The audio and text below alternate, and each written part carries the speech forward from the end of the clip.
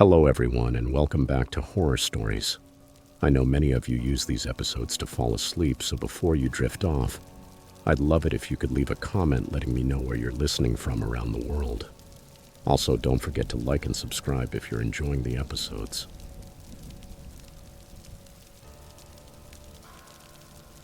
Story 1. Long before my parents decided to uproot us from Boston and drop us into the quiet woods of Vermont, I had always believed that silence was something people exaggerated. In a city, silence is never real. It's barely a gap between sirens or a moment when the upstairs neighbors stop pounding on the floor. So when my dad told us we were moving to a place so quiet we wouldn't believe it, all I heard was isolation.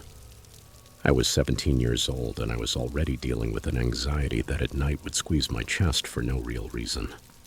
Moving us to an even more solitary place sounded to me like a punishment disguised as a new beginning. My parents bought a house on Birch Hollow Road, a gravel lane hidden under huge maples that swallowed the sunlight before it even touched the ground. The first time we went to see it, it didn't even appear on Google Maps. There was just a pin lost in the middle of a green stain, nothing else. The owner, a tall gray-haired man named Mr. Larson, greeted us on the porch. He spoke with a cautious softness, as if measuring every sentence before letting it go. But what truly unsettled me was that he barely blinked. And when he looked at me, he didn't do it straight on. His eyes drifted toward my reflection in the front window, watching it with an expression that even today I still can't fully describe. Tense, cold, almost full of hatred, as if I had done something wrong just by existing. When he noticed that I had noticed, he smiled too fast, too proper. I told myself I was imagining it. My parents were already in love with the house. The price was low, the land enormous, and all I could see was a forest big enough to lose someone inside. We moved in 2 weeks later. The first chapter of that new life didn't start with a bang. It started with small details, with things that could be explained away. A rake that disappeared from the shed. A hammer that wasn't where Dad swore he'd left it. A trail of muddy footprints outside my bedroom window after a heavy rain. Raccoons, Mom said, brushing it off with a gesture. Deer, Dad said. Sometimes they come close. But deer don't wear boots, and raccoons don't step in the exact spot right in front of my window, oriented toward the woods. One night while I was brushing my teeth, I saw headlights moving slowly down the road and then fading behind the trees, near the old property line on the north side. It wasn't a neighbor. On our road we only had two, and both lived farther south. I stayed there waiting for someone to knock on the door or pull into our driveway. It didn't happen. At dinner I asked, "Did anyone see a car outside a little while ago?" Dad shrugged. Mom didn't even look up from the roast. "People get lost out here," she said. "These roads don't show up on most maps." Maybe she said it to reassure me. It didn't reassure me. Weeks passed, and the strange things kept piling up like loose papers I kept ignoring until the wind almost carried them away. The night everything escalated was a stormy night in early November. The wind hammered the shutters, and the trees outside moaned as if they were leaning toward the house, getting closer. My parents were at a dinner in town, and I stayed home studying for a history exam. Around 8, the power went out. Normally it wasn't a big deal, but the silence that followed felt thick. Too thick. Even the storm seemed to be holding its breath. I grabbed the flashlight and tried to text my mom, but like always, the signal was a mess. Then the tapping came. It wasn't just any knock. It wasn't the wind shaking something at random. It was slow, controlled, like someone striking metal with deliberate pauses between one impact and the next. I stayed completely still. It was coming from the side of the house, the shed side. I forced myself to think, don't panic. The storm probably moved something. A loose gutter, anything. But then I heard something that wiped away every excuse in an instant. The back door downstairs opened with a creak. It wasn't a slam. It wasn't a bang. It was a slow, unmistakable creak. The same one I heard every morning when Dad left for work. I froze on the second-floor landing, holding my breath, as if that could hide me from the sound of footsteps moving through the kitchen. Slow footsteps, unhurried. Someone was walking through the house like they knew it. Cabinets opened carefully. A drawer slid out and shut. This wasn't a rushed break-in. They were exploring, examining. I ran to my bedroom, locked the door as quietly as I could, and grabbed the old aluminum softball bat I kept in the corner. My hands were shaking so much I almost dropped it. I whispered into the phone with the 911 operator, praying my voice wouldn't give me away. "He's inside," I murmured. "Please, please hurry." The footsteps started up the stairs. Each step was followed by a long pause, as if the man was listening between one stair and the next. The hallway floor creaked. He stopped inches from my door. The doorknob turned hard. He pushed. The lock held. Then the breathing started. Slow, heavy breaths pressed against the other side of the door, like he was smelling the air, searching for fear. I heard him lean in. I swear I felt the wood vibrate. And suddenly, nothing. No footsteps, no breathing. Just silence. I don't know how long I stayed there trembling, gripping the bat so tightly my knuckles went numb, waiting for the knob to move again.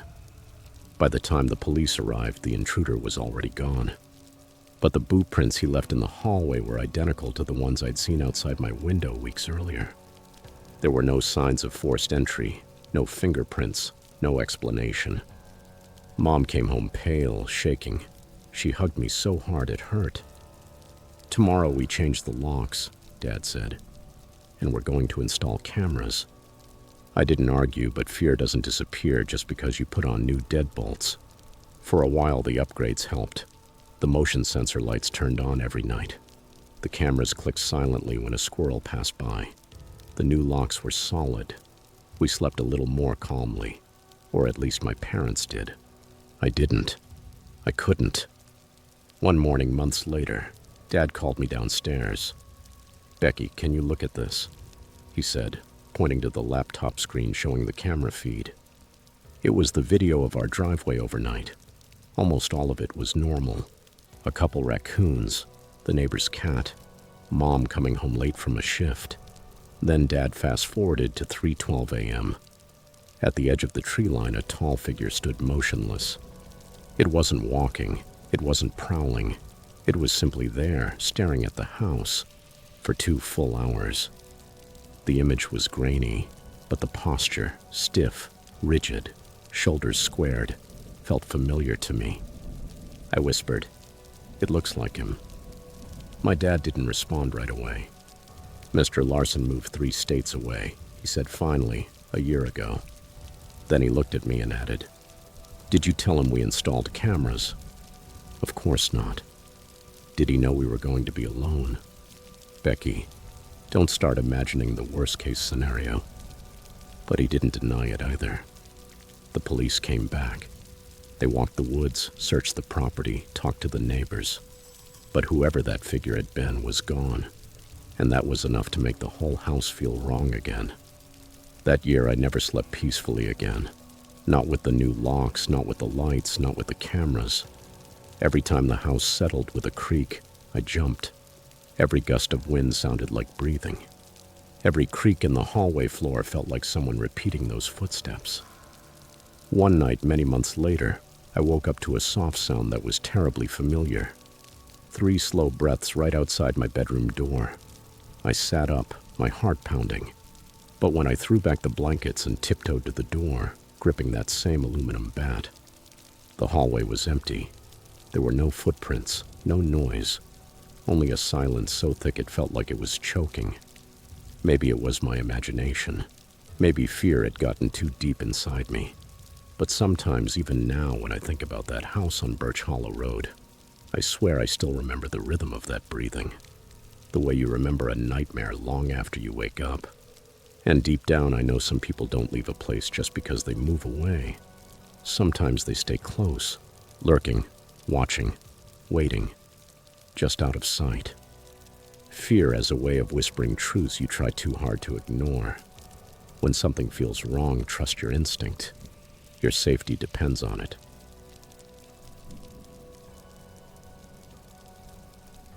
Story 2. Long before the attic light became a code word for panic, I believed fear kept a schedule. It arrived at night, came in waves, and left in the morning, when sunlight felt like armor. That was before Spokane, and before the night someone shoved open the door of my old apartment and left my safety shattered in the hallway, like broken glass. I came back home to Patchwood because rent in my broken student life was a luxury I couldn't afford, and because my mom, Evelyn, always said family was an insurance policy you couldn't buy. She worked double shifts at the clinic and sometimes left before dawn, so I learned the house by its sounds, the hum of the heater, the creak of the porch steps depending on the temperature. I learned the path to the kitchen in the dark. I learned to sleep with a light on in the hallway. In my first week back, I fixed loose boards, tightened nails, and repaired the attic hatch, which refused to stay shut. I told myself it was just maintenance. I told myself I was doing something honest with my hands. But the night I found a footprint in the attic dust, I understood the difference between a repair and a lie. That boot mark was a seal on the lie that at home you are safe. It pointed toward the trap door like a blunt, direct accusation. You weren't paying attention. Evelyn left that afternoon, her sleeves pulled down, covering her hands even though the clinic had heat. She paused in the doorway, turned back, and asked, like always, with that same routine line, "Did you turn off the attic light?" It was absurd because I hadn't gone up there in months, not even since I came back. "Yes," I lied reflexively. Her expression softened and she kissed my temple. "Promise me you'll lock everything." I promised, and I truly wanted to keep it. Promises are strange, small, fragile, until someone decides to test them. The house had its own breathing rhythm, the click of the radiator, the worn kitchen clock hanging crooked by 1 or 2 degrees, the wind keeping time across the porch roof. Around 9:30, the house shifted from that daytime quiet into something that felt more awake, as if it were tuning itself. I was in my room, my headlamp turned off, scrolling job listings on a phone that never got me a call back, when I heard it, a slow, deliberate scraping up there. At first I thought rats, then pipes, and then nothing fit. It was a patient sound, like someone was adjusting their body over the ceiling. I went to the garage and grabbed the old metal flashlight because it felt like a talisman. It always had after Spokane. That night, a flashlight was a promise I made to myself. Don't freeze. The attic hatch was in the hallway, plain, nothing special. I gripped the flashlight tight and opened it. Cold air spilled down, carrying a faint smell of old cigarettes and a loneliness that wasn't mine, that belonged to someone else. In the dust, there was a foot-shaped impression facing me, and my throat closed up. "Jesus," I said out loud, a stupid small word. I backed away, slammed the hatch shut, and shoved a chair underneath it, as if that could keep a secret at bay. I called my mom. It went to voicemail. I called the neighbor, Mrs. Hanley, but she was on the back porch with the TV and didn't hear me until I went and knocked on her door half an hour later, barefoot on the snow. "There's someone up there," I blurted out, breathless. She looked at me with the sharp eyes of someone who grew up in a house with more locks than doors and said flatly, "Call the police." So I did. The first officer to arrive was young and carried an air of almost apologizing for existing. He lifted the hatch and we both smelled it, that cold stink of tobacco and a trace of sour sweat, like someone had been camping inside a closet. They found bedding, food wrappers, cigarette butts hidden in a corner between the beams. But the worst part was the photos. A stack of printed photos, 6 or 7, all grainy and taken from very close. Me asleep on the couch, me hunched over a book, me standing by the window. The dates were spread out over weeks. Whoever had been living up there had watched me for more than one night. "Jesus," the officer muttered, flipping through the pictures. He asked the standard questions. Whether I'd noticed anyone suspicious, noises, cars, movement. I told him about the scraping, the vent trembling, the feeling that someone was breathing through the ceiling. He called for backup over the radio, and the next day a K-9 unit arrived, followed the trail to the tree line, and then lost it, as if the scent had evaporated. The officers were kind. They filed the report. They said they would follow up. They asked if I wanted to stay somewhere else that night. I said no, because my pride, my stubbornness, and a distant idea of normalcy made me stay. That night I moved my mattress into my mom's room and wedged the hatch again with the chair. I slept with one eye open. The months turned into a constellation of small changes. I stopped turning off the hallway light.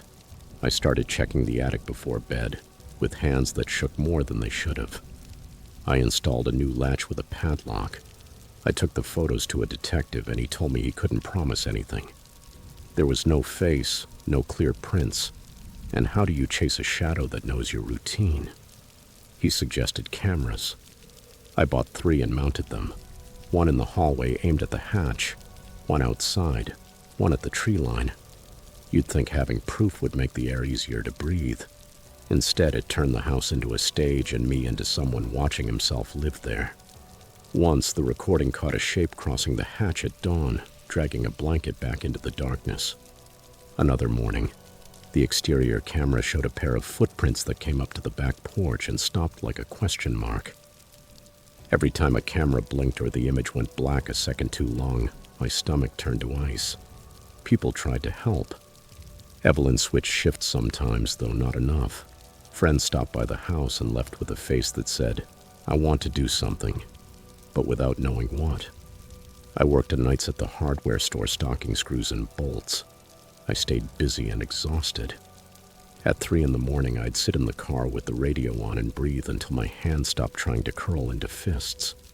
The town never found him. The photos, the bedding, the vanished footprints, all of it left us with a trail that ended in nothing. I read the police report twice until the words blurred into a promise they couldn't keep. The worst part, the part that hurt, wasn't that someone slept above me. It was that he had watched me for weeks beforehand, patiently. The patience of someone saving the best part of their routine for the end. The house had been a stage and I had been the main act. That idea seeped into everything. I couldn't sleep without thinking about lenses, angles, the silence between breaths. Years later, the attic light still chills my hands. I can be in a kitchen and feel my neck tighten if a vent vibrates. In the end, I moved away, chased a job across state lines, went back to night classes, built a life stitched together with smaller, safer pieces. But the habit stayed. Hallway lights left on. Cameras checked. Locks checked twice. I don't climb onto roofs. I avoid dark basements. I keep the curtains closed. Sometimes people say I should be furious.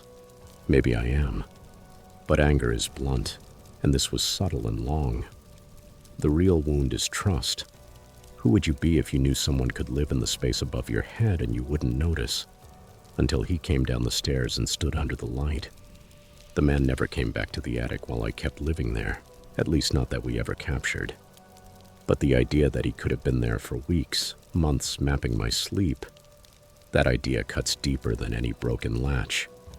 Evelyn still asks sometimes, carefully now. She doesn't say the attic light like a test anymore. She says it because she knows what certain phrases can trigger.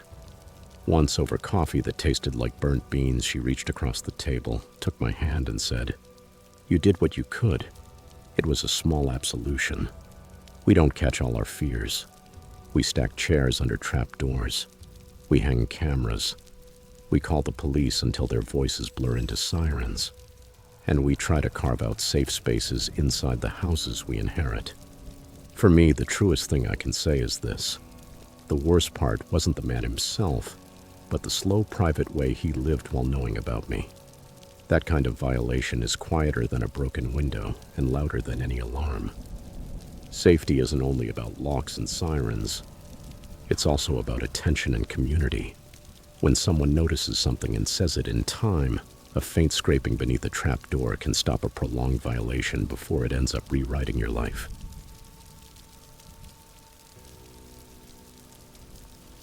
Story 3. I always believed the internet made people braver than they really were. Give someone a camera and a username and suddenly they think they're the protagonist of their own action movie. Maybe I wasn't that different. After losing my part-time job as a video editor during the pandemic, I spent months locked in my apartment. Too much time, too many ideas, and zero direction. I binge-watched urban exploration channels, abandoned schools, forgotten factories, underground tunnels, and I convinced myself I could do it better. By the time I decided to start my own channel, the world had already turned the page on quarantine life. But I hadn't. I was broke, restless, and desperate for something that would distract me from the silence of my own life. That's when I found the Green Marsh Institute. It was 3 towns away, hidden in a wooded area off a county road almost no one wanted to use after dark. It had been a psychiatric hospital until budget cuts shut it down 8 years earlier. Local forums were full of rumors: squatters, vandals, homeless camps, and a thread that kept popping up about someone supposedly living in the East Wing, the one that was sealed. Most people laughed. I didn't.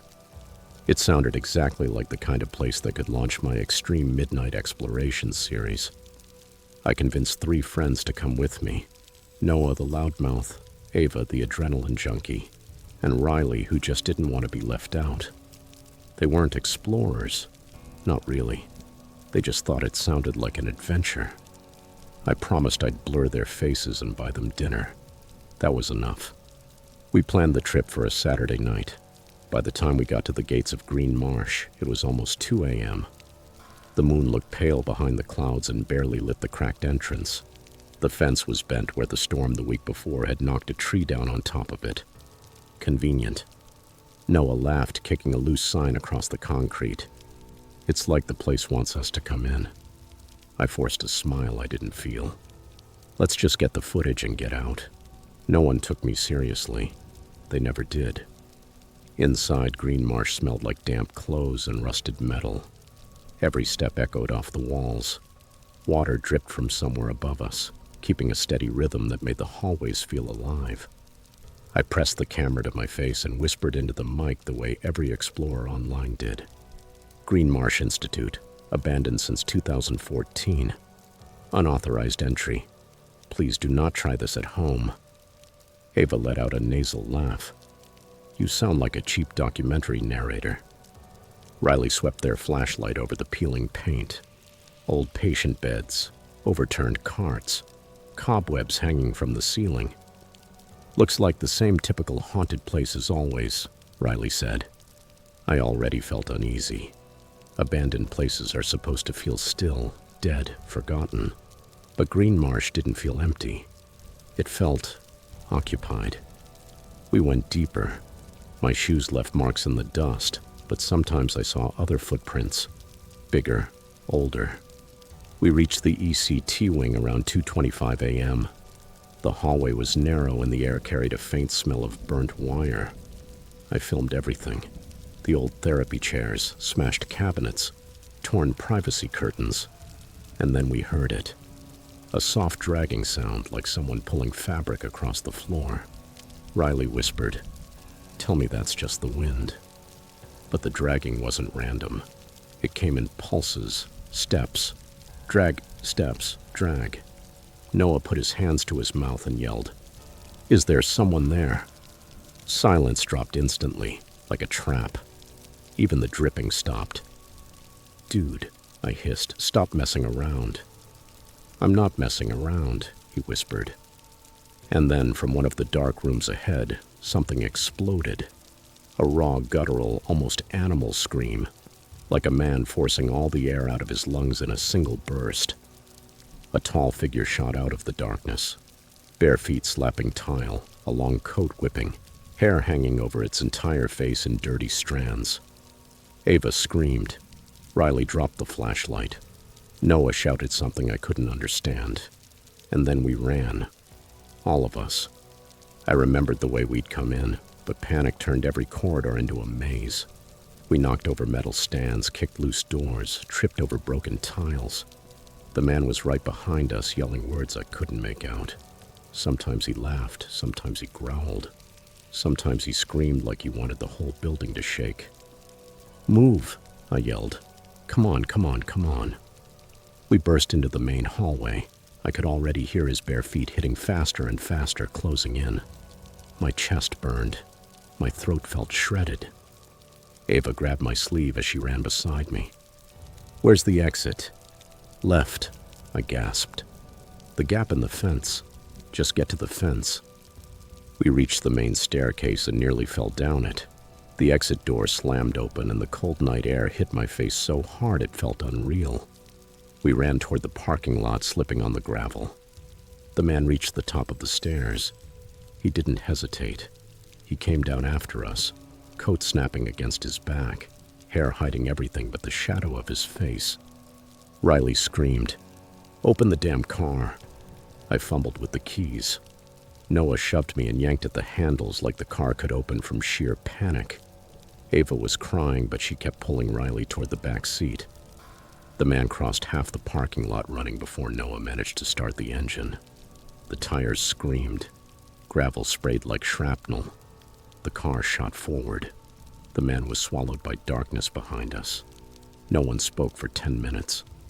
Finally, Ava whispered, "What the hell was that?" I didn't answer. I couldn't.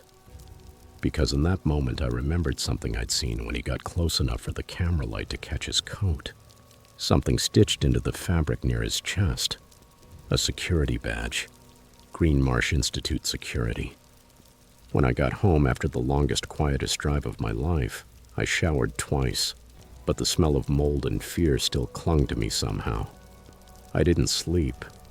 Instead, I sat at my desk and reviewed the footage frame by frame. The adrenaline was gone. In its place was a cold, sunken terror I couldn't shake. Around minute 7 of the recording, I paused. There in the broken window of an old office, the man was perfectly still, staring at us. He wasn't chasing us. He wasn't hiding. He was just waiting. He'd been there the whole time, motionless, like he was part of the building. I uploaded the video the next day. It went viral within hours. Tens of thousands of views, comments saying it was fake, others swearing it was the scariest real footage they'd ever seen. I should have felt euphoric. Finally, people were watching my channel. Finally, they were subscribing. Finally, they were validating all the effort. But every time I opened the video again, I felt nauseous. Because the more I stared at that frozen frame, the more I understood how aware he'd been of us. How patient. How methodical. How long he might have been living there after it shut down. A week passed, then 2. The viral frenzy faded, but the fear didn't. I kept telling myself I'd imagined it, that sleepless nights were messing with me, that the shadows outside my window were just shadows. Then a month later, I was recording a simple Q&A in front of my apartment. Cars drove by. Neighbors walked their dogs. Everything felt normal, safe, until I reviewed the video. In the background across the street, between 2 parked cars, there was a tall figure with long tangled hair and a dark coat, watching me, not moving, just like before. Chasing in danger for attention is never worth it. Some places aren't abandoned. They're just waiting for someone curious enough to walk in. And not everyone who watches you wants to be seen.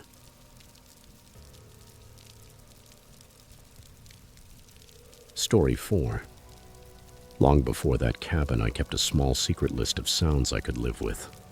The steady stream of a running faucet, the neighbor's radio muffled through thin walls, the constant hum of fluorescent lights in the clinic where my sister worked.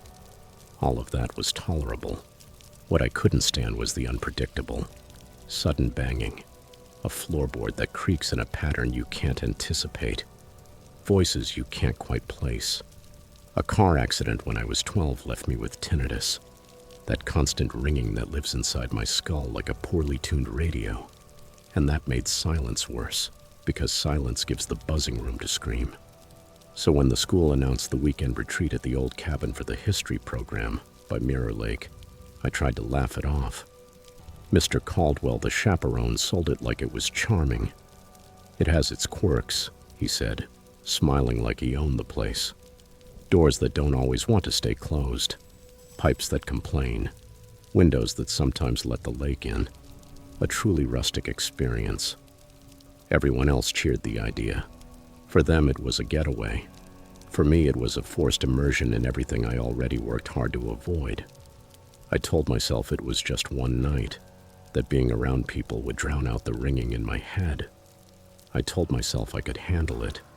I'd studied the maps, memorized roommate assignments, and practiced a little casual conversation I probably wouldn't even have to use.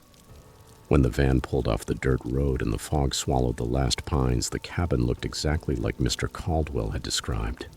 Half-rotted, leaning like it was tired, paint peeling off in soft curls.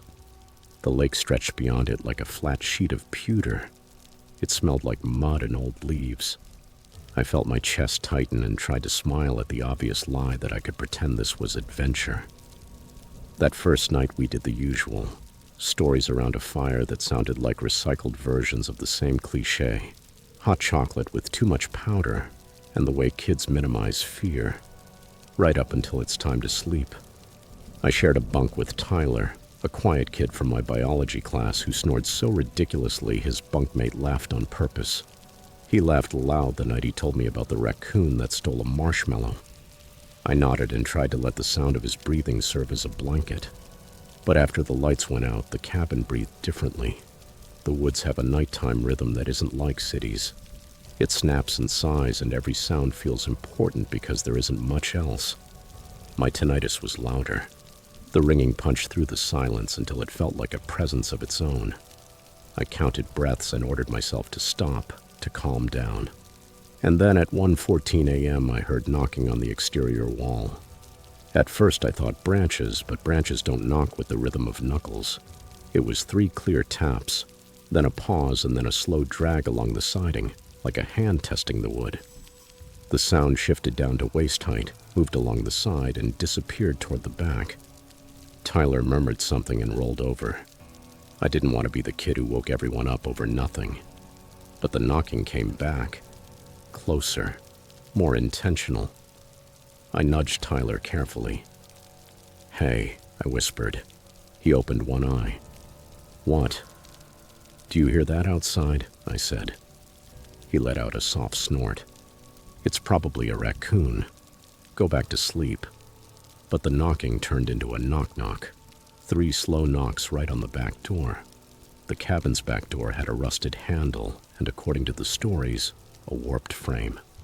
The knocks weren't violent. They weren't trying to break anything. They were polite, patient. They had purpose. I crawled to the curtain and looked through a slit in the fabric.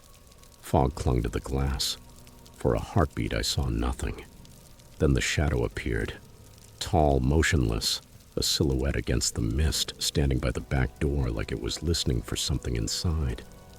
My heart hammered in staccato against my ribs. I jerked back and went to wake Mr. Caldwell.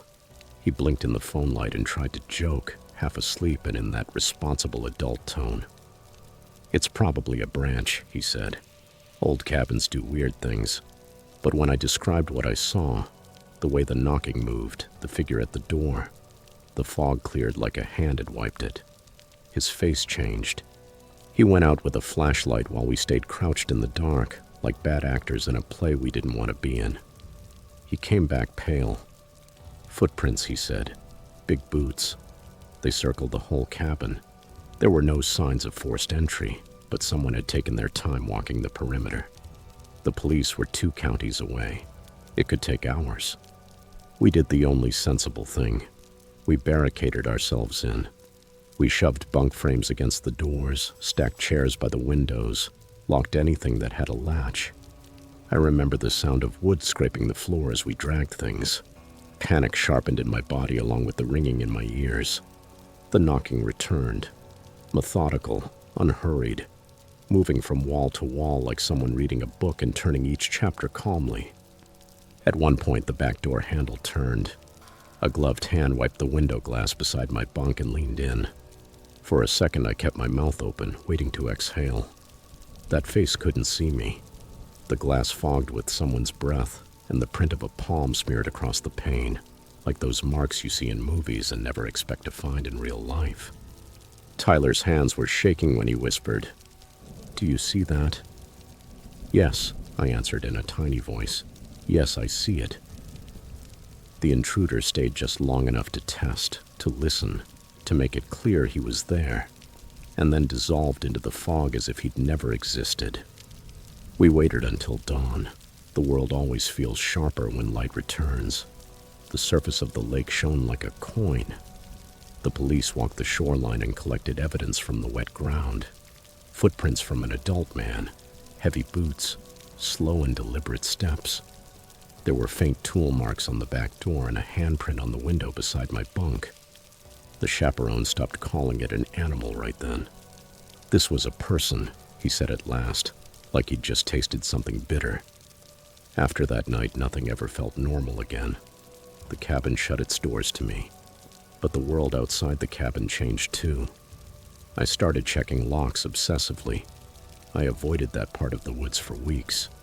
If a friend invited me back to the lake, I drove around the area instead. My tinnitus got worse for a while. Anxiety burned hotter inside my skull. I replayed the stillness of that shadow in my head so many times I could conjure it just by thinking about it. Someone asked if I wanted to press charges so they could track the footprints, but the footprints were just old boots with no name, and the fog had swallowed everything like a trick. We filled out a report that unrolled into paperwork and polite questions. I had photos of the smeared palm and the spot where someone wiped the fog off the glass. I handed them over like they were evidence of a ghost. The police did what they could. They patrolled the area for a few nights and then moved on to other priorities. Life keeps moving. Months later, I walked past a storefront, saw my reflection in the glass, and caught myself expecting to see a smear on the other side, like the window beside my bunk. It was ridiculous and real at the same time. The scariest part wasn't that someone had been at the cabin. The worst part was realizing there are people who don't break in and run. They circle, they watch, they test. They don't always want to steal something. Sometimes they just want to look. Years have passed. I still avoid remote cabins when my friends plan getaways. People think I'm exaggerating, that it's just a story you survive and then tell while laughing. But the truth is, the memory of that fog, those 3 knocks, and that deliberate walk around the walls lives inside me. Sometimes I sleep with a small lamp on even at home. I prefer loud, crowded hotels to quiet houses, and I keep my phone on the nightstand even in the middle of the night. I did learn, though. I learned the vocabulary of caution. Report strange footprints. Insist on light. Don't dismiss a tap on a wall as wind. I learned that silence can hide intention as easily as sound can. And I learned to listen differently, not just to the ringing in my ears, but to the small anomalies, the noises that don't match the place. It wasn't bravery that kept me from pulling that curtain all the way open the first night. It was knowing the world has more people in it than you think, and that some of them look into your life and decide to watch. Once, years later, Tyler and I met for coffee. He rubbed the table, smiled, and said, "Remember that cabin?" Oh, it still gives me chills. We both laughed, but it wasn't the same laugh as before. We shared the same small discomfort, like a scar inside the conversation. Then he added, "I sleep with the lights on, too." I nodded. There was some comfort in that. Pay attention to what's strange, to what's small, and don't dismiss your unease. Protection almost always starts with noticing and saying it out loud, because not all intruders want your things. Some just want to watch.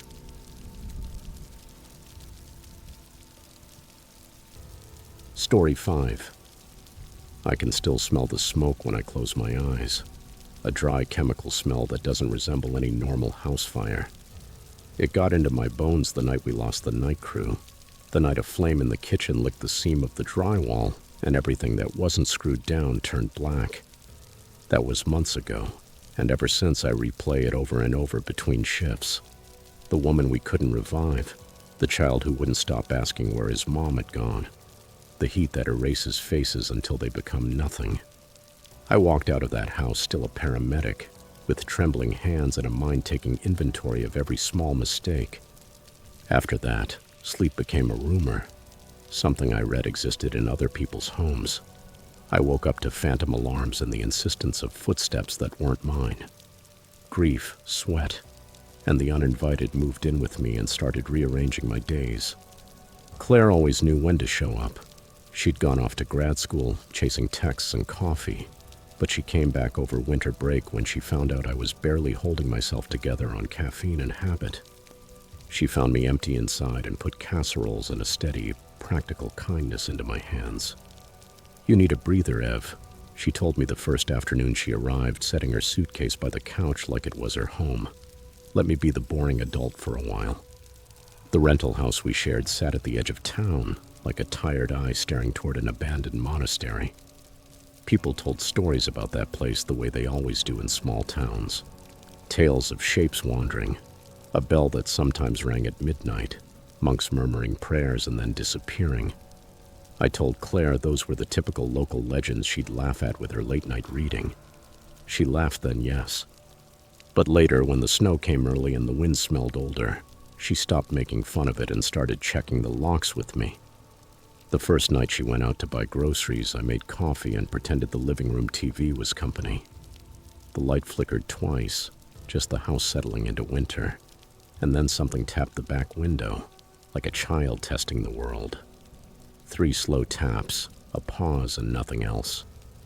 I thought about the burned kitchen and the woman who never woke up, and I told myself it had been a twig, or the way ice cracks when the season shifts. My flashlight cut a cone of light into the yard and found only fresh snow and the low silhouette of the monastery hill. 10 minutes later, the taps came back, and a murmur threaded through the house like a radio left on low volume. I blamed it on exhaustion, on those phantom alarms that had become the soundtrack of my nights. I'd already run 100 calls where worry turned into motion, where someone could breathe if you just kept doing something. So I did what I always did. I focused on my breathing, on counting air in and out, on the ritual that helped keep panic from knocking me down. It didn't work. The real fear started when I heard them in the attic, soft, patient footsteps tracing a sway over the living room. They were too deliberate to be mice. I pulled a crowbar from the closet by the fireplace. My hands remembered all at once the muscle memory I'd used on scenes. The attic hatch was sealed with 2 screws. I stood there, crowbar raised, until the footsteps moved, and then went quiet, as if someone on the other side had heard me too. Claire texted that she'd be home in 20. I typed a reply and, like an idiot, told her not to worry. My pride wanted to protect her from the part of me that was shaking. The kitchen light turned on by itself, and then, bathing the room in a fragile domestic glow, a man appeared framed in the doorway. A long brown coat, a hood pulled low enough to shade his face. He held a Bible like it was a charm. "You have something that belongs to us," he said. His voice was soft, rehearsed, a sermon trimmed down into a warning. I would have called the police right then if my hands hadn't been busy finding the lock on Claire's bedroom door. I watched him step farther into the house, and I heard another voice answer from the hallway, older and angrier, like I'd walked into a rehearsal of conviction.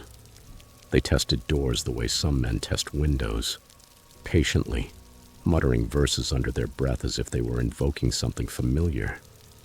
I climbed out through Claire's bedroom window onto the roof, because fear made my body choose the least expected route. Up there, the snow was stiff under my palms, and the town looked small, a handful of lights and sleeping cars. The 2 men moved through the house below with the efficiency of people who already believed they owned the place. They swept the walls with flashlights, and they stopped in front of the hallway mirror. One of them said, like he was reciting something memorized, "He doesn't know what he inherited." That was the first sentence that drained the blood from my face. Inherited. I'd inherited an ambulance shift pattern and a taste for coffee, not a legacy other people could claim. I dialed 911 from the frozen roof.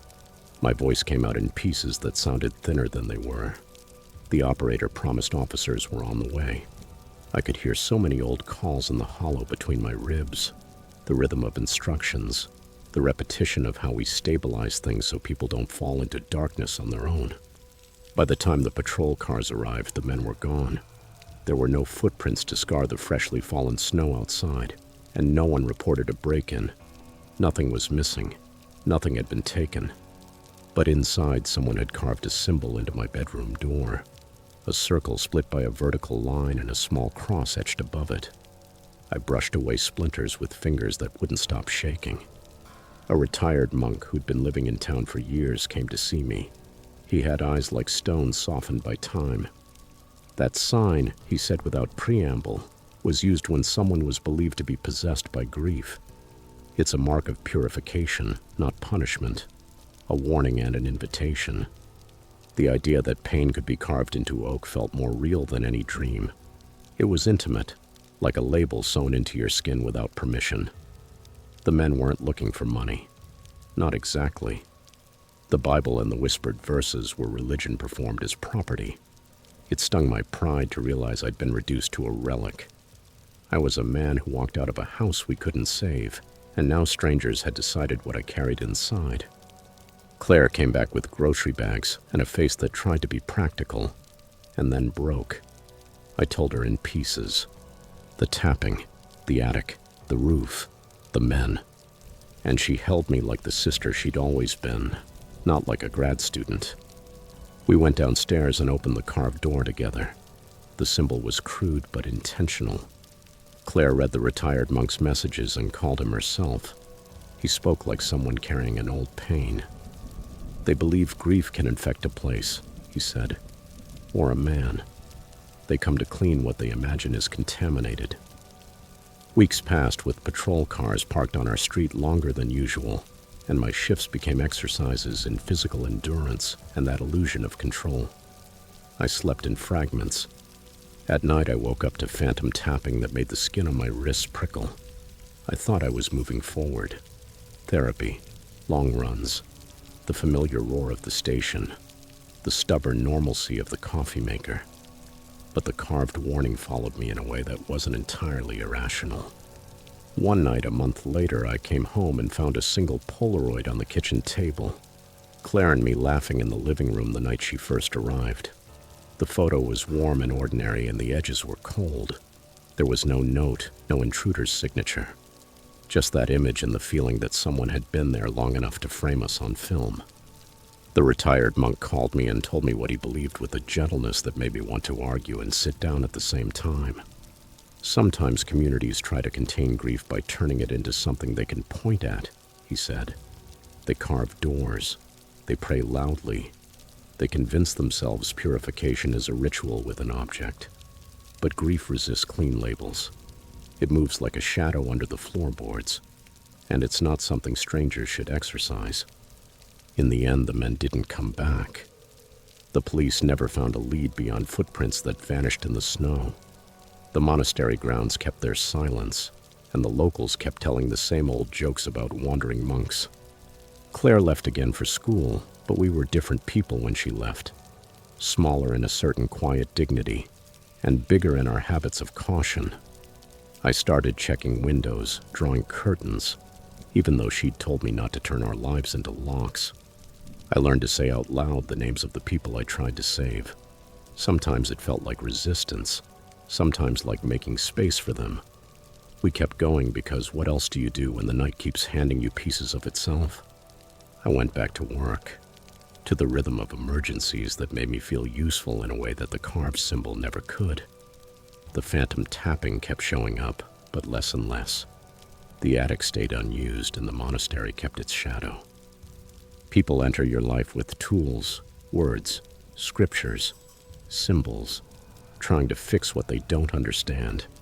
Sometimes they help, sometimes they hurt. What those men called an inheritance wasn't mine by wood or blood. It was mine because I'd seen what fire can do, and I couldn't pretend that vision didn't live inside me. You can't hand that to a stranger and expect it to disappear. Trauma and grief aren't erased by marks made by other people. Healing is quieter and harder. It happens by staying, naming what hurts, and choosing who helps you carry it.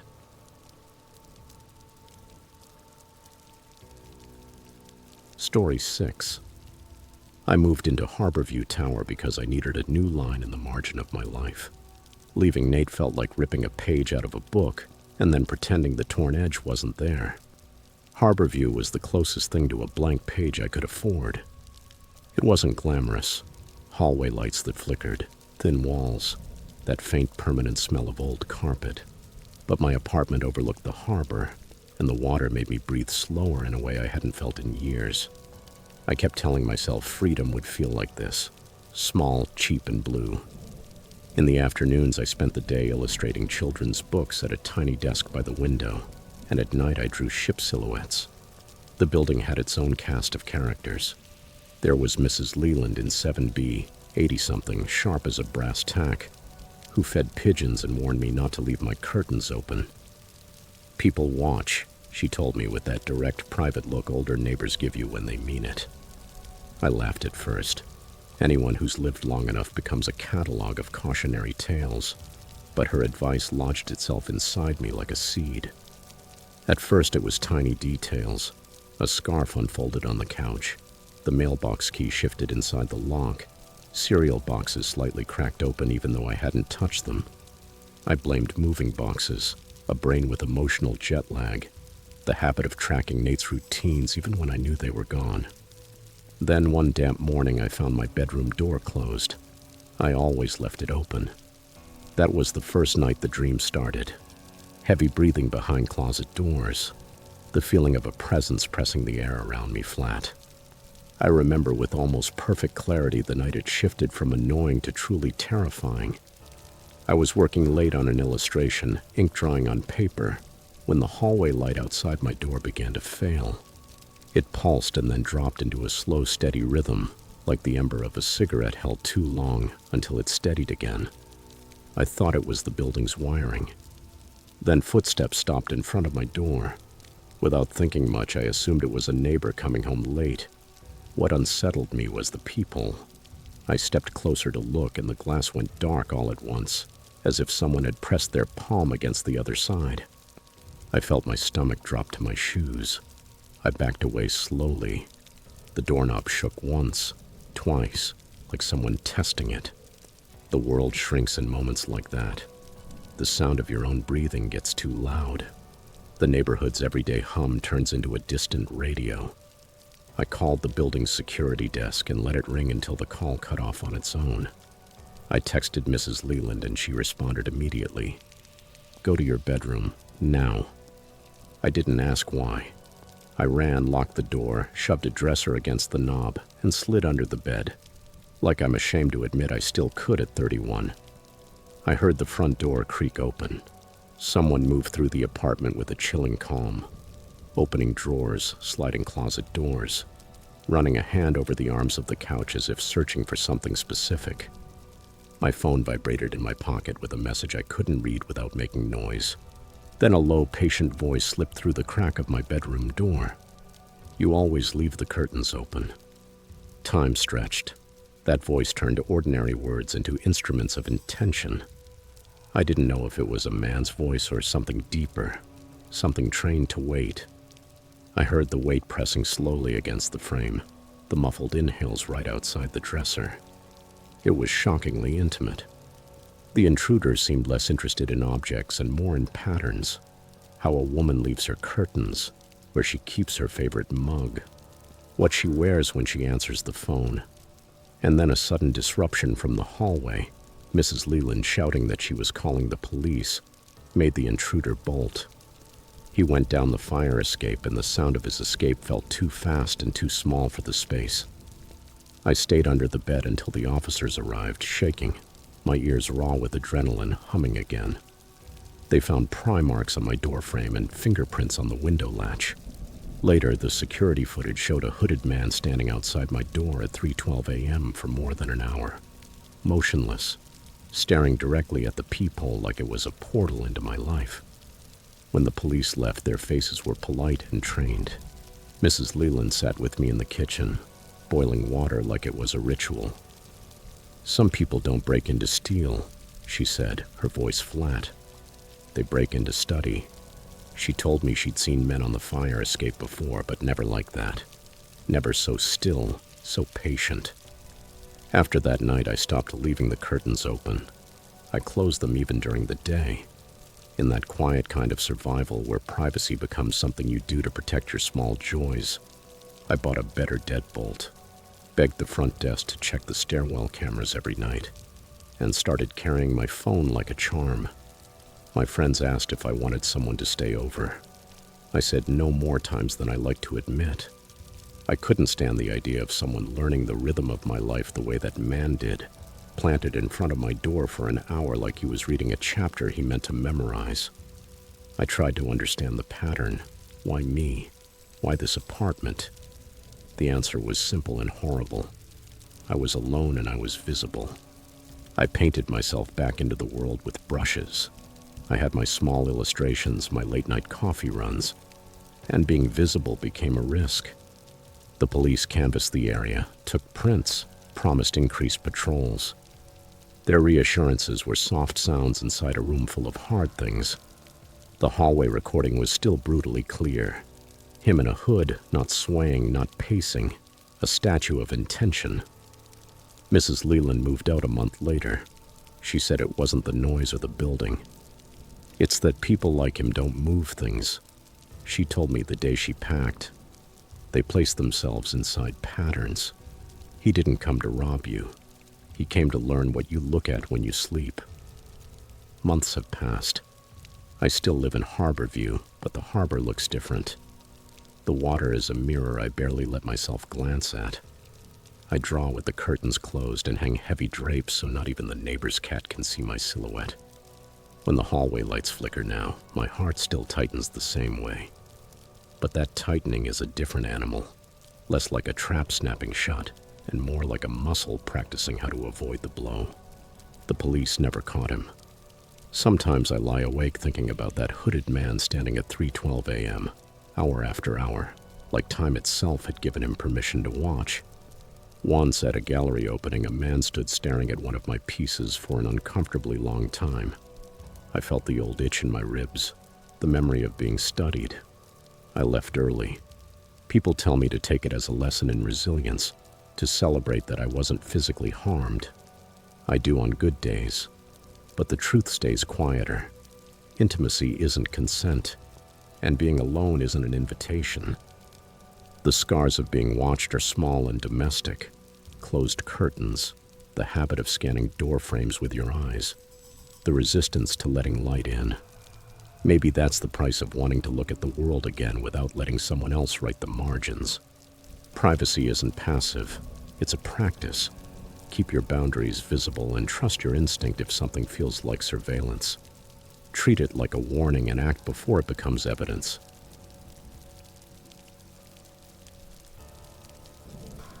Story 7. I never wanted the townhouse. When my grandmother died, the lawyer called, then my mother called, and I signed the papers because that's what you do with family things. You inherit the house, the memories, and boxes of objects you don't have space for. The narrow brick place on Willow Street had a front step that leaned a little to the left and a lion head knocker bolted to the door.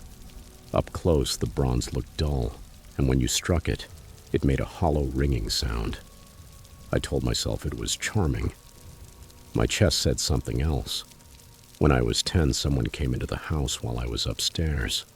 I didn't see their face, only a dark strip under my bedroom door and the creak of the hallway board with that particular cadence, like someone who knew the house by its sound.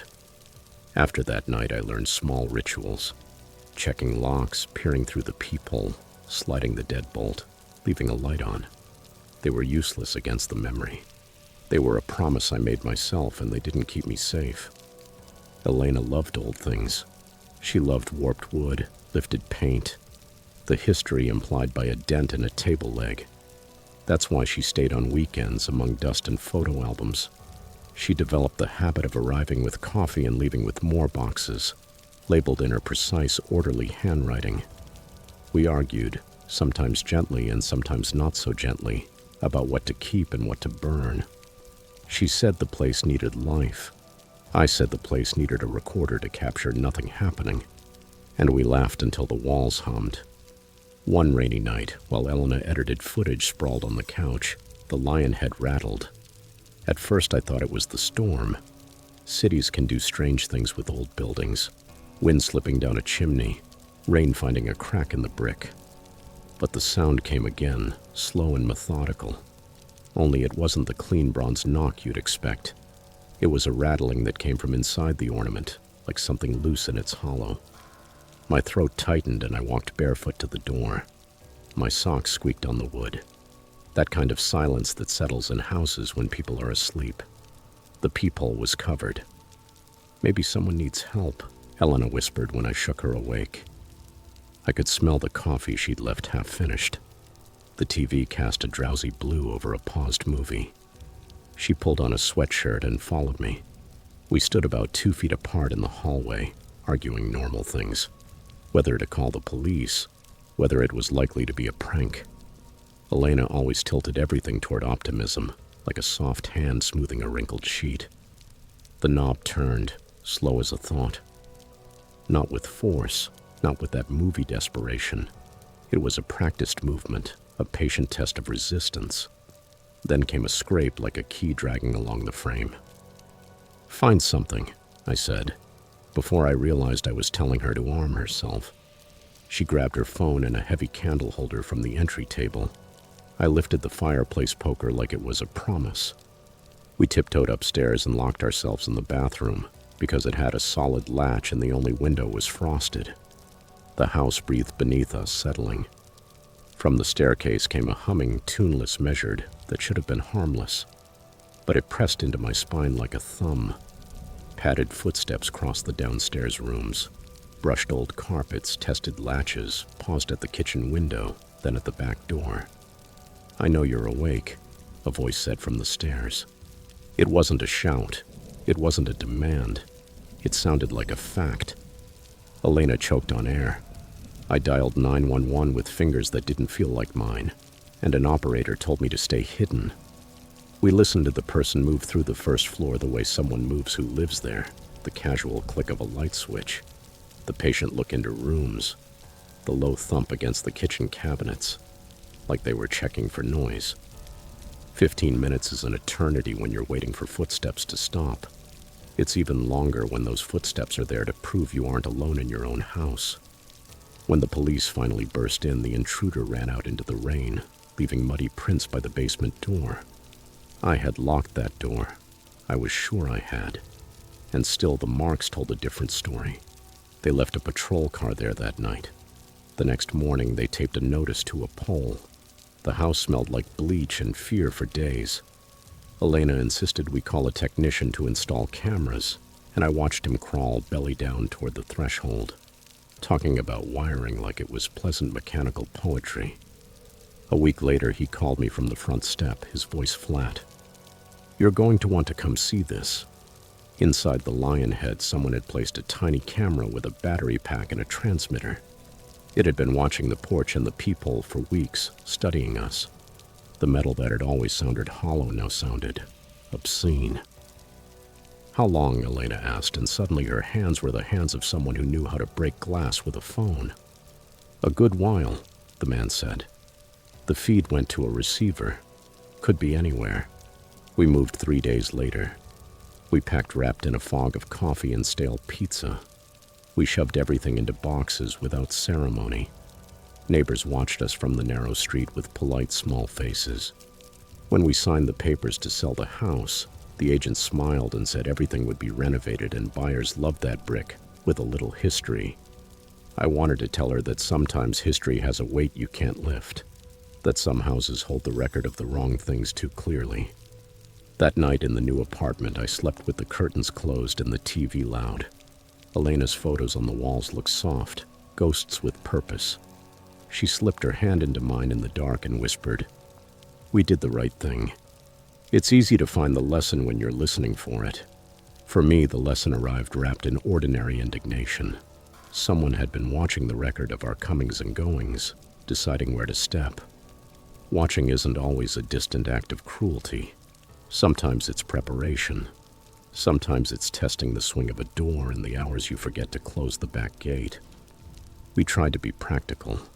I changed the locks, of course, and we put cameras in the new place. I started sleeping with the lamp on. They were small defenses, and they soothed the dry part of my fear, the part that knows the world is indifferent. But they didn't calm the small, precise memory of someone on the stairs, saying my name like punctuation. "What did he want?" Elena asked once while we folded towels. "Why watch us for so long?" "Control," I said. The feeling that he could be there whenever he wanted, that our routines were research. She tucked a strand of hair behind her ear and looked down at her hands. "It's perverse," she murmured, "collecting other people's private hours." I wanted to say more, but the words felt like lamps in a storm, small, necessary, and not enough. Life moves in gentle increments. The next month's filled with normal things: rent payments, friends bringing dinner, weekends photographing light on old brick. Sometimes the night was louder than I could tolerate, and I'd pace the apartment, check locks, look through peepholes. Old habits are hard teachers to unlearn. Weeks after we sold the house, a neighbor sent us a short video captured by a doorbell camera. You could see the new tenants laughing on the porch while someone walked past. The bronze lion was gone. They'd replaced it with a modern knocker. The video ended with a clip at midnight, the front door closing, a light rain, and then a fast rattling. The neighbor said the tenants never knew how to explain it. The new door had been installed with new screws and fresh wood framing. At some point, that rattling became a story, a warning note folded into the street. Parents started repeating, "Don't let your peephole be covered." They said it at summer block parties like it was as simple as turning off a light. It isn't. Safety is a collection of small things repeated: locks, cameras, the people you trust. But there's also that strange thing about what luck sticks to a house. A house can be a map of someone's schedule and of the small hours you think belong to you. And someone who reads maps without asking permission can promise to come back. When I think about it now, what scares me most isn't the person who once stood on the stairs or the camera hidden inside an ornament. It's the fact that those nights changed how I move through ordinary places. I close curtains earlier. I check locks longer. I hesitate when a knock sounds like bronze. Not because the city is cruel, but because people can be. The routines that give us comfort can be observed and exploited. Locks and alarms help, but the deeper protection is the care we give each other. Neighbors who pay attention, friends who stay when you call, and the honesty with which we talk about fears that otherwise someone might be rehearsing from the dark.